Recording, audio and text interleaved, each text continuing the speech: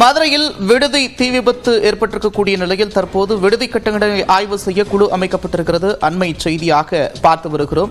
மதுரையில் விடுதியில் தீ விபத்து ஏற்பட்ட நிலையில், மகளிர் விடுதியில் தீ விபத்து ஏற்பட்ட நிலையில் 648 கட்டடங்கள் நிரப்பப்பட்ட நோட்டீஸ் குறித்து ஆய்வு மேற்கொள்ள குழு அமைக்கப்பட்டிருக்கிறது. அண்மை செய்தியாக பார்க்கிறோம். இது தொடர்பான தகவலை மாவட்ட ஆட்சியர் தெரிவித்திருக்கிறார்.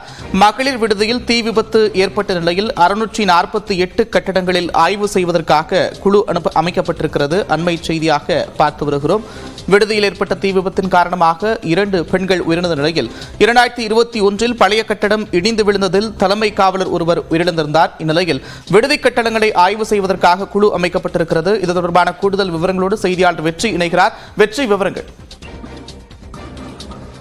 நந்தா, மதுரை மாநகராட்சிக்கு எல்லைக்குட்பட்ட பகுதிகளில், குறிப்பாக மதுரை மீனாட்சி அம்மன் கோயிலை சுற்றி இருக்கக்கூடிய ஆபத்தான இடியும் நிலையில் இருக்கக்கூடிய கட்டிடங்களை அகற்றுவதற்கு கடந்த 2 ஆண்டுகளுக்கு முன்பாகவே மதுரை மாநகராட்சி சார்பில் நோட்டீஸ் வழங்கப்பட்டிருந்தது. 648 கட்டிடங்களுக்கு நோட்டீஸ் வழங்கப்பட்டிருந்தது.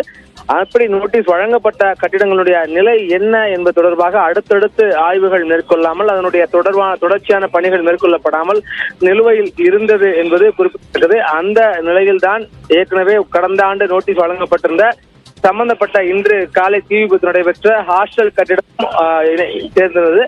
அந்த கட்டிடத்துக்கு நோட்டீஸ் வழங்கப்பட்டு 1 ஆண்டாக எந்தவித நடவடிக்கையோ அல்லது மேலதிகமாக அதில் மாணவர்களோ பெண்களோ சேராமல் இருப்பதற்கான நடவடிக்கையோ மாவட்ட நிர்வாகமும் மாநகராட்சியும் மேற்கொள்ளவில்லை. அனுமதி பெறுவது தொடர்பாக, ஹாஸ்டல் அனுமதி தொடர்பாக மாவட்ட சமூக நலத்துறையும் கண்காணிக்காமல் இருந்தது. இந்த காரணத்துக்காக இந்த விபத்து நடைபெற்று 2 பேர் உயிரிழந்ததற்காக 4 பேர் சிகிச்சை பெற்றுள்ளார்கள். இந்த சூழலில் 2 ஆண்டுகளுக்கு முன்பாக நோட்டீஸ் வழங்கப்பட்ட 648 கட்டிடங்களுடைய நிலை என்ன என்பது தொடர்பாக விசாரிப்பதற்காக மாவட்ட ஆட்சியர் சங்கீதா தலைமையிலான குழு அமைக்கப்பட்டிருக்கிறது. அந்த குழுவில் ஆட்சியர் தலைமை வகிக்கிறார்.